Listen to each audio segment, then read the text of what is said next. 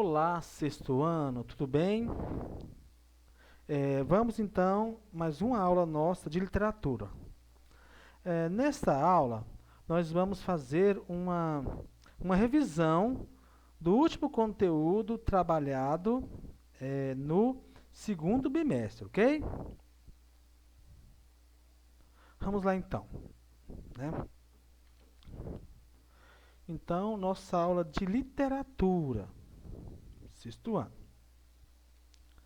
Nós vamos então relembrar, né, sobre o trabalho que vocês fizeram sobre trovadorismo, tá bom? Vamos lá então. Esse conteúdo, né, vai ser o início então do nosso conteúdo do terceiro bimestre, tá bom? Vocês têm que prestar bastante atenção nessa aula para depois responder as atividades que está no final dessa aula, tá bom? Vamos lá então. O trovadorismo foi a primeira manifestação literária da língua portuguesa. E por que língua portuguesa, né? Porque nosso idioma é o português. Fomos colonizados pelos portugueses que nos deram, né, que nos colonizaram, né, e nos deram a língua portuguesa. O trovadorismo surgiu no século XII, ainda na época da formação do Estado Nacional Português. O que é essa formação do Estado Nacional Português? Antes, não havia países com fronteiras, delimitado com o hino nacional, com bandeiras, com os símbolos republicanos que tem hoje. Eram reinos separados. Então, nesse período aí, né, do trovadorismo, já estava então a formação do país chamado Portugal. Tá bom? Sua primeira manifestação foi em 1189, com a cantiga da Ribeirinha, né, uma cantiga que surgiu nesse período, ou cantiga de Garvaia. Quem escreveu essa cantiga e quem cantou foi Paio Soares de Tavares, tá bom? Nessa imagem aqui, vocês podem perceber, né, a ação dos trovadores. Percebe aqui, ó. Aqui tem, né, um, um trovador tocando uma flauta, um outro tocando uma espécie de um violão, o outro tocando um pandeiro. Essa figura aqui, ó, e que tem pessoas aqui, é como se eles estivessem num teatro fazendo uma representação trovadoresca, né? Era a forma artística de apresentar nesse período da Idade Média, tá bom? Então aqui vocês podem perceber que eles estão tocando e cantando, tá bom? Isso aqui era a ação dos trovadores na Idade Média.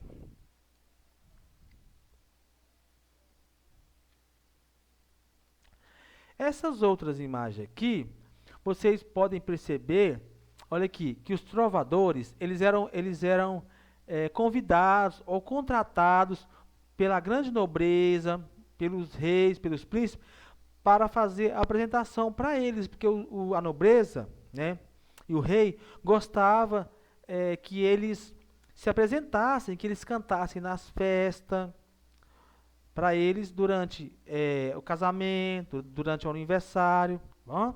E essa segunda figura aqui, ó, também mostra um trovador cantando e declamando uma poesia. Podemos fazer uma comparação hoje com os cantores de hoje, né? Os cantores sertanejos que eles tocam, né, violão e cantam. E as músicas são poemas declamados, tá bom? Mas nesse período aí chamava trovador, porque trovava, declamava as poesias escritas pelos escritores, tá bom? Nessa época. Os trovadores eram, em geral, artistas de origem nobre, que escreviam e cantavam as cantigas, poesias cantadas, né? Com o acompanhamento de instrumentos musicais. A reunião dessas cantigas, né, em um livro, de um livro escrito, ficou conhecido como cancioneiros. Então, hoje nós temos os livros, nós temos livros onde tem várias poesias, né? Livro de poesia. Nesse período, chamava cancioneiro, onde tinha várias músicas de canções trovadorescas. Bom? Então, nós temos 3 tipos de cancioneiro. Nós temos os cancioneiros da biblioteca, cancioneiro da ajuda e cancioneiro da Vaticana. Então, eram modelos, tipos de cancioneiro que existia na época. E cada um desses aí, reunia no seu interior várias canções de vários escritores e vários cantores, tá bom? Vamos continuando então. Os artistas mais famosos desse período, que escreviam grandes poesias, que declamavam nas feiras, que declamavam nos castelos, eram os seguintes. Lógico que existiam outros, mas os mais famosos, né, que escreveram grandes cantigas, foi Dom Duarte, né, um grande trovador, Dom Diniz, Paio Soares de Taveiro, João Garcia de Guilhardi e Aires Nunes. Então, esses 4 cancioneiros, trovadores, né, são os mais importantes nesse período trovadoresco. No caso, nós estamos tratando aqui do trovadorismo português, tá bom? Mas, professor, o trovadorismo aconteceu só em Portugal? Não. Nós estamos estudando Portugal porque se trata da língua portuguesa, mas o trovadorismo aconteceu em toda a Europa, na Alemanha, na Itália, na França, na Espanha, em todos os países da Europa, né? Europa Ocidental, teve o trovadorismo. Bom, cada um com a sua característica particular. Tá bom? A gente está tratando do português porque, né, os portugueses foram que nos colonizaram. E se trata do quê? Da língua portuguesa. Aqui, né, esta figura, vocês vão perceber o quê? Perceber a influência da igreja nesse período medieval. Tá bom? Vocês percebem aqui, que quem faz a coroação dos reis, dos príncipes, era quem? Era a igreja. Dessa forma, a igreja mantinha o seu poder e afirmava o seu poderio nesse período. Tá bom? Não só diante dos grandes líderes da época, dos reis, como também da população. Continuando então. Este período da literatura portuguesa vai até o ano de 1418, época do início do quinhentismo, que é o quê? Que é outra época literária, que nós vamos estudar depois, tá bom? Nessa época, a igreja possuía considerável influência, tanto no aspecto político, tá, e econômico, porque a igreja detinha as maiores terras da Idade Média. A maioria das terras pertencia ao quê? À igreja, tá bom? Tinha também influência cultural, artística e literária. Dessa forma, predominava a visão teocêntrica. O que é essa visão teocêntrica? É uma visão em que a igreja pregava que o Deus estava no centro de todas as coisas, né? Tudo que se explicava naquele período estava presente na Bíblia. Tudo se explicava por meio do quê? Por meio de Deus. Então, teocentrismo. Tá bom? E quem detinha esse poderio, né, era a igreja. Sendo o homem bastante religioso, entregando sua vida à vontade divina. Então, todas as ações do homem tinham que ser baseadas o quê?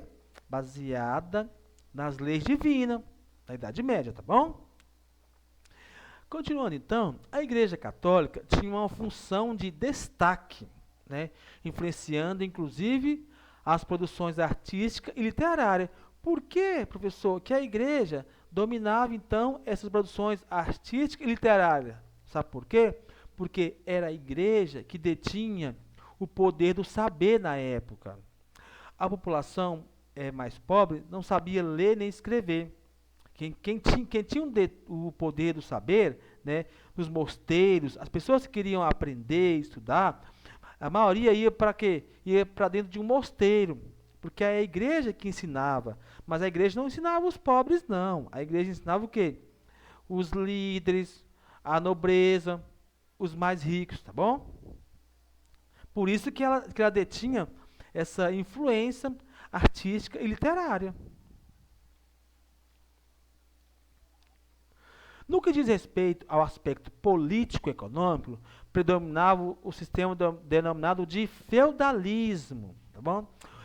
O qual o poder era descentralizado. Então, no feudalismo, não se tinha um poder centralizado. Os poderes tinham os reis, os nobres e o clero, tá bom?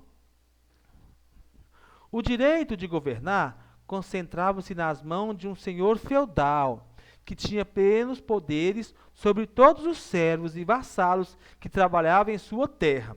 Este senhor, também chamado de sucerando, a igreja era um grande sucerando, o rei era um grande sucerando.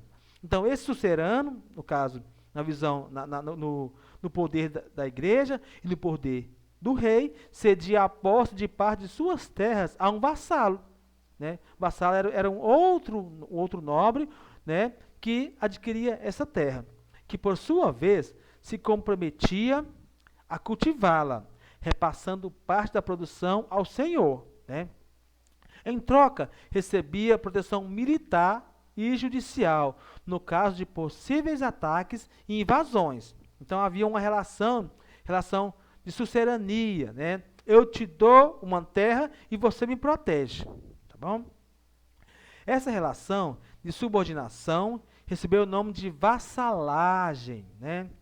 Tal característica desempenhou um papel fundamental na elaboração das cantigas. Então, percebe que como as relações econômicas vai influenciando no fazer artístico dessa época, né?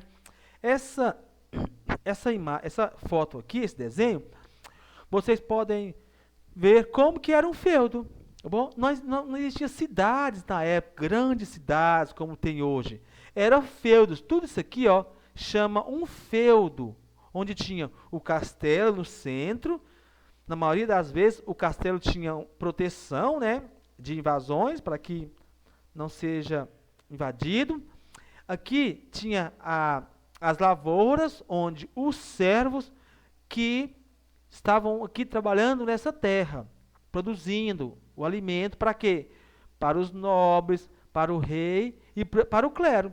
O servo que nascia aqui, ele nascia na terra e morria na terra. Ele não se tornava um nobre. Bom, quem nasce nobre vai ser eternamente nobre. Quem nasce servo vai ser eternamente servo. Então, essa é a relação social que existia nesse período. Bom, então aqui é a visão de um feudo na época, tá bom?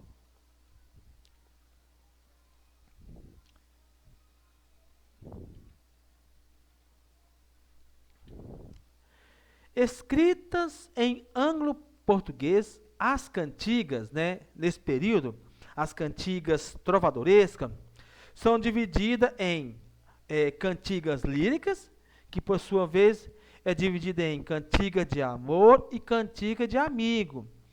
E nós temos as cantigas satíricas. O que são cantigas satíricas? Elas são divididas em cantiga de escárnio e cantiga de maldizeres. Nas próximas aulas, nós vamos estar trabalhando algumas cantigas, tá bom? Nós vamos estar trabalhando cantigas de amor, cantiga de amigo, cantiga de escárnio e cantiga de maldizeres. Cada uma tem a sua característica, né? Característica própria que faz com que leve esse nome, tá bom? Então, vamos lá. Aqui, como já foi falado na aula de espanhol, esse é o cabeçalho, o qual vocês têm que fazer e seguir corretamente, tá bom? Atividade, nome do aluno, série, turno, nome do professor, a data de entrega. As atividades deverão ser feitas em uma folha para entregar no colégio. Você deve usar este cabeçalho em todas as suas atividades, ok? Não esqueça. Então aqui, ó, primeira semana de agosto. Aqui está as atividades.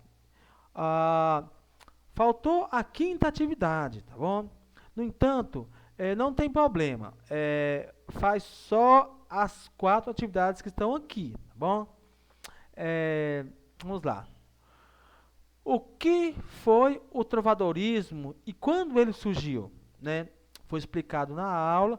Vocês vão copiar essa questão aqui em uma folha, naquele cabeçalho, deixar umas 3, 4 linhas, né? Me responder.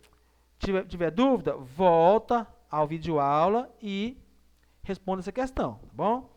Porque as questões todas estão baseadas o quê? Nessa aula, porque vocês assistem a aula e fazem a atividade para quê? Para fortalecer a aprendizagem, ok?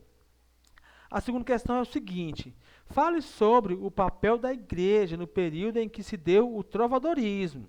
Vocês vão lá, vão verificar, vão ler, vão escutar e vão ver qual era o papel da igreja nesse período. A igreja tinha um papel muito importante nesse período medieval, tá bom? A questão 3. Qual o sistema econômico predominante no período do trovadorismo? Né? Quem prestou atenção vai saber responder, né, direitinho. Qual era o sistema econômico desse período? A quarta questão, como era dividido as cantigas trovadorescas? Tá bom? Vocês vão lá, vão colocar as 2 cantigas e as subdivisões delas, ok? Direitinho.